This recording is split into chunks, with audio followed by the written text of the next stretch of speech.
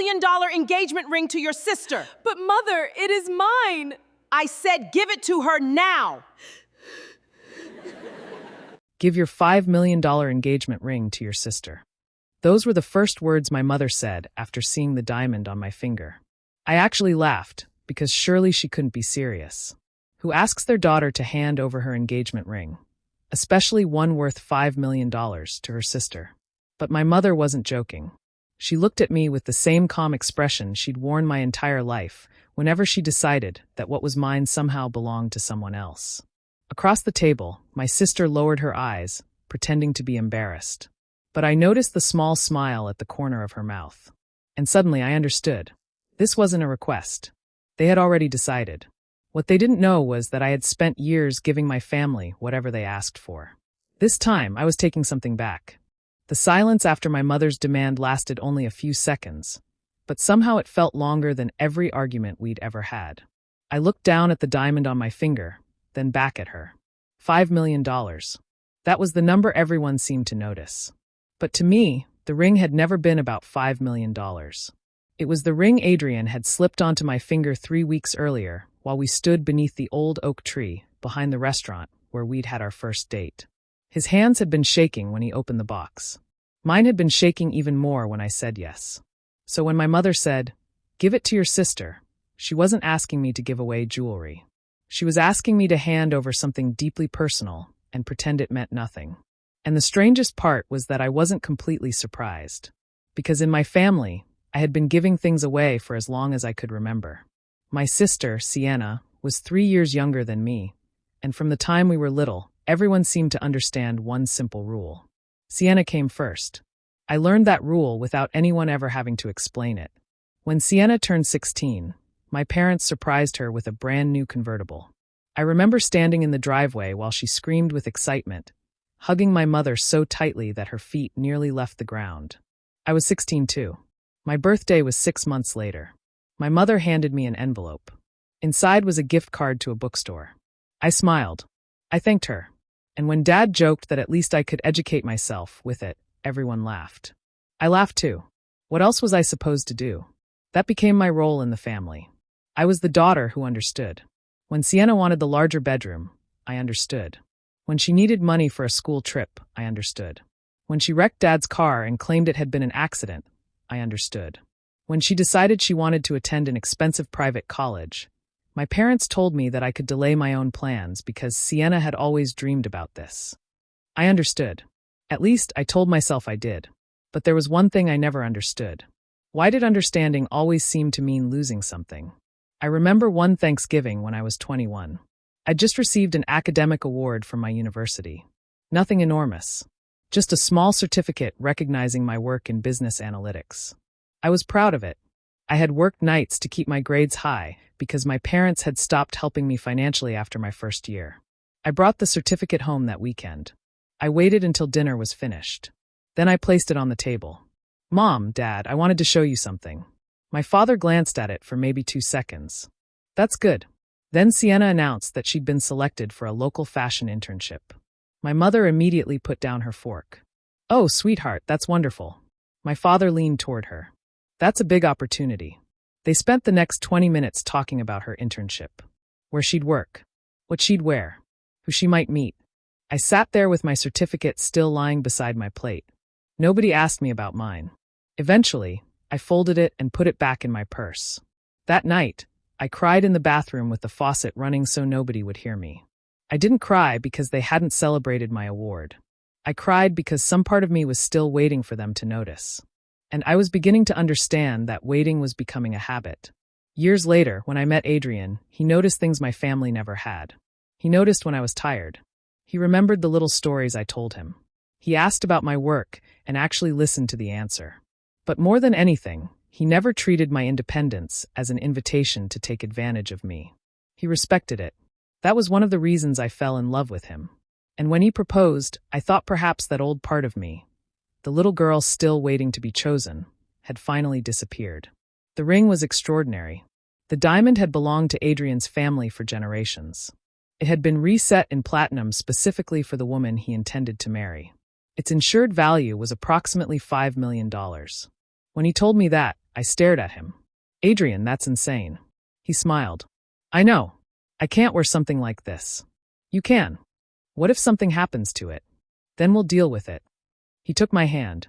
But Elena, I'm not giving you a $5 million ring. I looked at him, confused. He touched the diamond gently. I'm giving you my promise. The price is just what someone else decided it was worth. I remember those words. Because 3 weeks later, my mother looked at that same ring and saw something completely different. She saw an opportunity. She leaned back in her chair and folded her arms. You're going to marry Adrian, she said. You'll have plenty of beautiful things. I stared at her. What does that have to do with my ring? She looked toward Sienna. My daughter is getting engaged soon. Sienna suddenly became very interested in her glass of water. I felt something tighten in my chest. Mom continued. She should have something special too.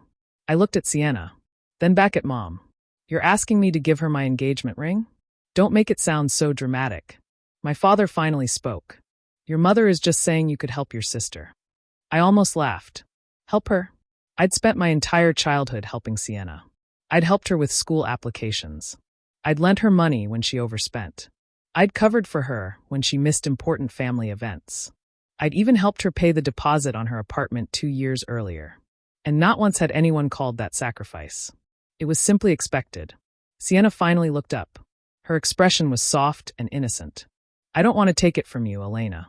My mother immediately interrupted. Of course you don't. Your sister is offering it because she loves you. I froze.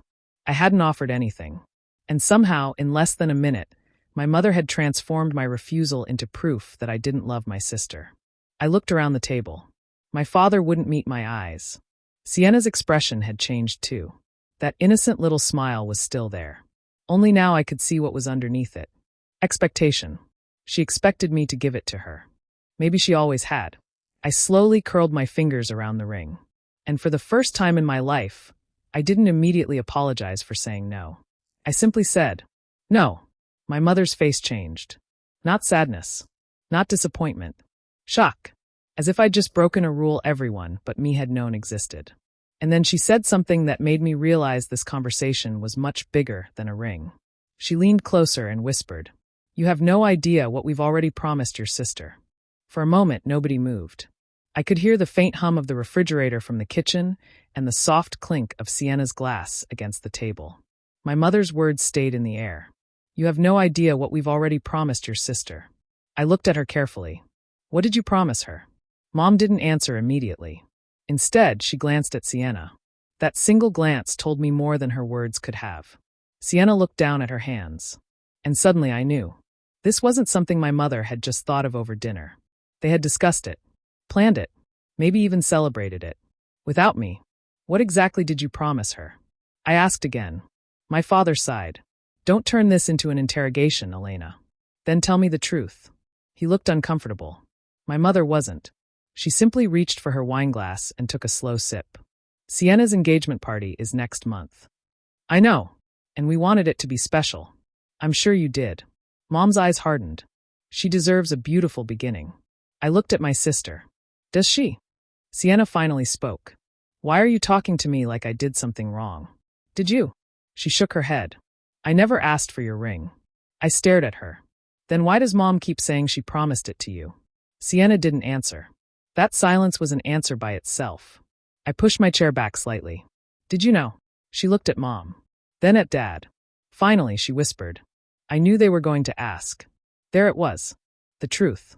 I felt something inside me go very still. Not rage. Not even surprise. Just clarity. They had all known. My mother had planned it. My father had agreed to it. And my sister had been waiting for me to surrender.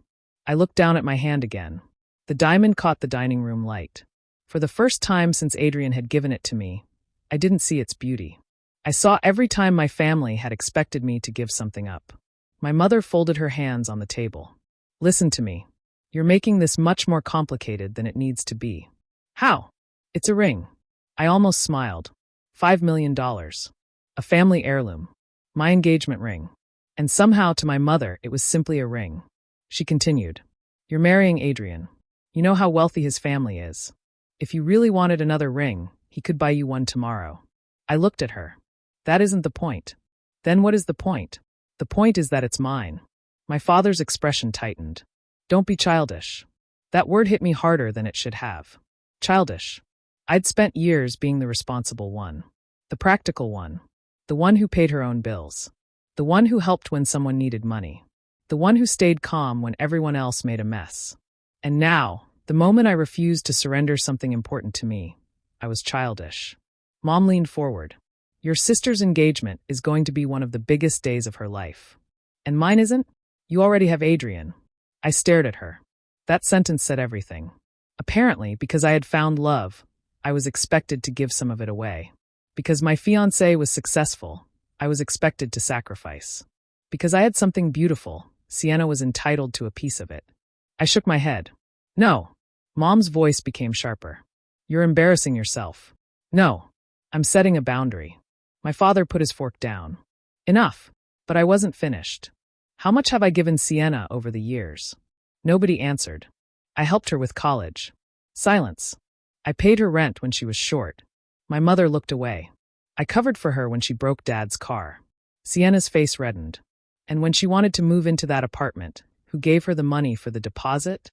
Dad muttered. You're keeping score now? No. I looked at him. I'm finally realizing there was a score. My mother's eyes narrowed. You've always been jealous of your sister. That accusation hurt because it was convenient. Whenever I complained about unfairness, they called it jealousy. Whenever I asked for equal treatment, they called me selfish. Whenever I said no, they called me difficult. I looked at Sienna. I don't want your life. She blinked. I never did. Then why are you acting like this? Because I'm tired of being asked to give mine away. The room went silent. My mother stood up. She collected her plate with a sharp movement. Fine. Keep the ring. The words sounded like surrender. But something about her tone made me suspicious. That's it. She turned toward me. You'll see.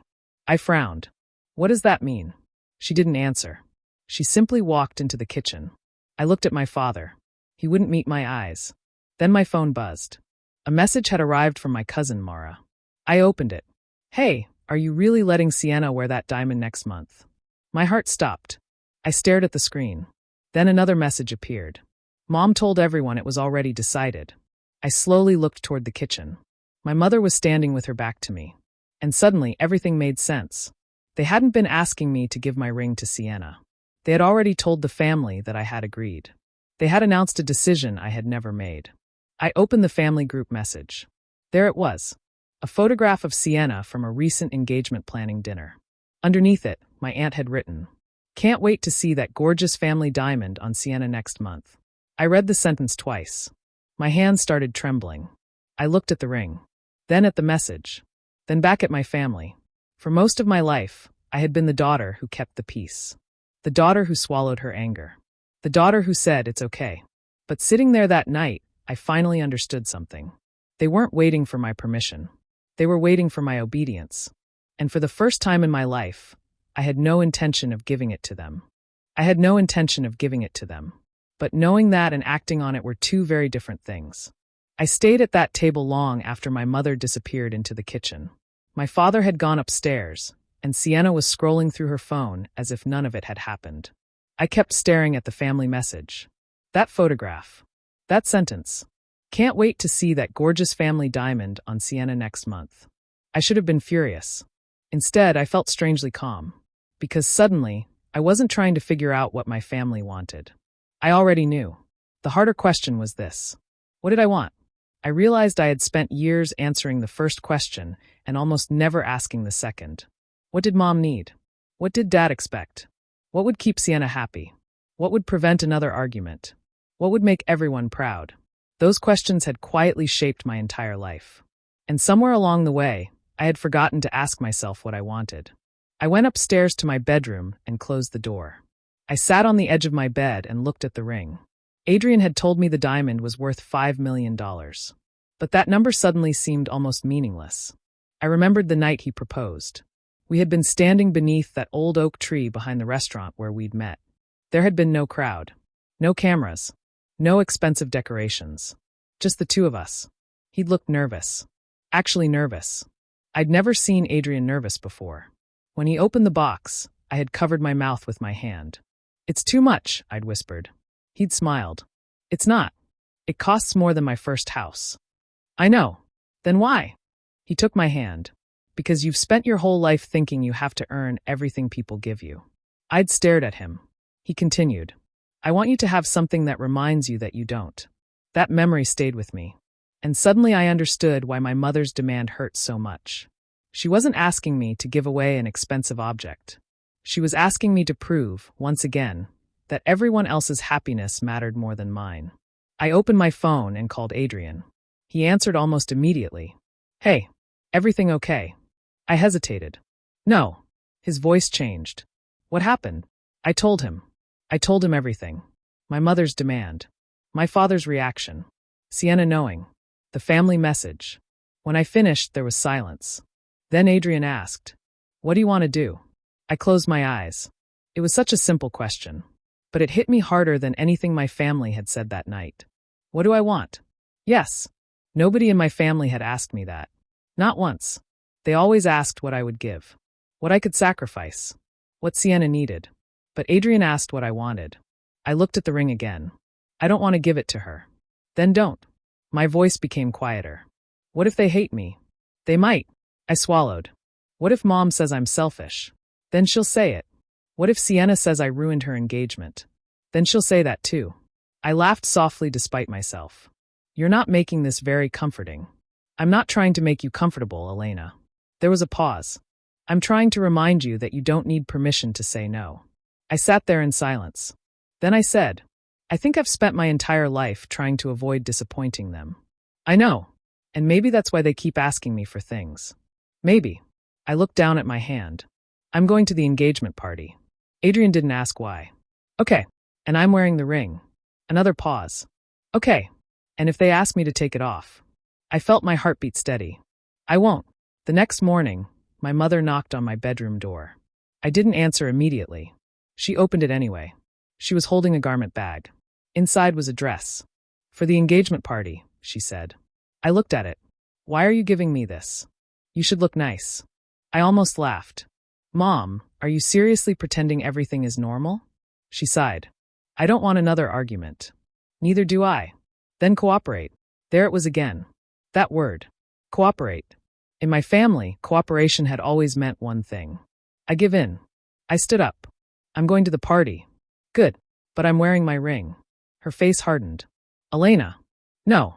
You don't understand what this means to your sister. I understand exactly what it means. You'll have other jewelry. That's not the point. She'll be humiliated. I looked at her. Mom, you told people she was getting something that wasn't yours to give. Her eyes filled with anger. You're making this about ownership. It is about ownership. No. It's about family. I shook my head. Then why did nobody ask me? She had no answer. For a moment, I thought she might finally understand. Instead, she said quietly, You've changed. I looked at her. Maybe I had. Maybe that was the whole point. I think I finally stopped. She frowned. Stopped what? Stopping myself. She left without another word. The weeks leading up to the engagement party felt strangely peaceful. Not because my family had accepted my decision. They hadn't. There were phone calls. Messages. Relatives who suddenly wanted to talk some sense into me. My aunt called and said, Can't you just do this one thing for Sienna? I asked her, Why is it always one thing? She didn't understand. I did. It was never one thing. It had been hundreds. One birthday. One vacation. One payment. One favor. One apology. One sacrifice. And every time I gave something away, the family learned that asking me again was easy. The night before the engagement party, Sienna finally called me. Her voice was quiet. You really aren't giving me the ring? No. Mom said you would. I know. She told everyone. I know. There was a long pause. Then Sienna said something I'd never expected. You know what everyone thinks? What? That you're doing this because you're jealous of me. I closed my eyes. Are you? She didn't answer. I continued. I don't want your engagement. I don't want your fiancé. I don't want your life. Then what do you want? I looked at the ring. For once, the answer came easily. My own. She hung up. The next evening, I stood in front of the mirror wearing a simple dark blue dress. No excessive jewelry. No dramatic makeup. Just the ring. It looked exactly as it had the night Adrian proposed. Beautiful. Quiet. Mine. I slipped on my shoes. Then I looked at myself one last time. For years, I had walked into family gatherings wondering what I needed to do to keep everyone happy. That night, I walked out knowing I didn't have to. I drove to Sienna's engagement celebration alone. As I pulled into the venue, I could see dozens of cars outside. Lights were glowing through the windows. Music drifted into the parking lot. I took one slow breath. Then I stepped out of the car and walked toward the doors. I didn't know what was waiting for me inside. But I knew one thing. This time, I wasn't walking in as the daughter who was expected to give something away. I was walking in as the woman who had finally decided she was allowed to keep what was hers. The moment I stepped through those doors, I knew my mother had told everyone a very different version of what had happened. People smiled at me, but their eyes kept dropping to my hand, to the ring. I felt it immediately. The whispers, the curious glances, the uncomfortable silence that followed me across the room. Sienna stood near the center of the venue in a beautiful ivory dress, surrounded by relatives and friends. She looked happy. Until she saw me. Her smile disappeared. My mother noticed her reaction and turned. Her eyes went straight to the diamond on my finger. She walked toward me. Come with me. I didn't move. Mom, I'm staying here. Her voice dropped. Take the ring off. I looked at her. No. Her face tightened. Not here. You should have thought about that before telling everyone she was getting it. My mother glanced around. Several relatives were watching us now. This isn't the place for this. I agree. Then cooperate. I almost smiled. There was that word again. I'm not taking it off. My mother stared at me for several seconds. Then she whispered, You're going to ruin your sister's night. I shook my head. No. You made a promise you couldn't keep. She walked away. A moment later, Sienna approached me. Her eyes were fixed on the ring. You actually wore it. Yes. Mom said you would give it to me. I know. She lowered her voice. Everyone thinks it's mine. That isn't my fault. Her expression hardened. You could have just done this one thing. I looked at her. That sentence is exactly why I'm here. What does that mean? It means I've been doing one thing for you my entire life. Sienna looked away. You're making me look stupid. No, Sienna. I'm refusing to let you wear something that was never yours. Her eyes filled with tears. People nearby began looking over. My father approached. Enough. I turned toward him. Then tell everyone the truth. He stopped. What truth? That Mom promised Sienna my ring. His face changed. He looked toward my mother. She remained silent. That silence was enough. Sienna's voice trembled. You said she'd give it to me. My mother finally spoke. I thought she would. I stared at her. You thought? She looked at me. You've always eventually done the right thing. I felt something inside me break, not painfully this time. Just completely. Because there it was. The assumption that had controlled my entire life. They didn't believe I wanted to give things away. They simply believed I would. I reached for the ring. Sienna instinctively stepped back. I never gave this to you, I said. She looked at my hand. I know. And I'm taking it back. You can't take back something I never had. Exactly. I slipped the ring off my finger for a moment and held it in my palm. Then I put it back on. The diamond caught the light. My mother looked devastated. Not because she'd lost $5 million. Because she'd lost control. Then Adrian walked into the room. He had been waiting outside because I'd asked him to give me a few minutes with my family. He came straight toward me. My mother immediately said, Adrian, please explain to her that family comes first. He looked at her calmly. Family does come first. My mother seemed relieved. Then he continued. But family doesn't mean taking something that belongs to someone else. Her expression fell. My father stepped forward. You understand how important this is to Sienna. Adrian nodded. I do. Then you understand why Elena should help her. I understand why Elena was pressured. The room went quiet. Adrian looked around. That ring belonged to my family before it belonged to Elena. It was given to her because she is my fiancée. Nobody else was promised it. My mother crossed her arms. We thought. I know what you thought. Adrian's voice remained calm. But you were wrong. Sienna looked at me. For the first time that evening, there was no anger in her expression. Only embarrassment. She whispered, I didn't know it would go this far. I believed her. But that didn't change anything. I walked toward her. You didn't need to take the ring, Sienna. She looked at me. You only needed to stop expecting me to give it to you. She lowered her eyes. My mother started crying. I was only trying to help my daughter. I looked at her. So was I. She looked confused. I spent years helping Sienna. I know. I gave her money. I defended her. I made excuses for her. I let things go because you told me she needed more understanding. My voice remained steady. But nobody ever asked what I needed. My father's face softened. Elena. I shook my head. No. Let me finish. I looked at both of them. You taught me that being a good daughter meant being the one who could sacrifice the most. My mother wiped her tears. And I believed you. I touched the ring. But I'm not doing it anymore. Nobody spoke. The music from the next room had stopped. The entire celebration seemed frozen around us. Then my mother whispered, "So that's it." I nodded. For the ring? No. I looked directly at her. For the pattern.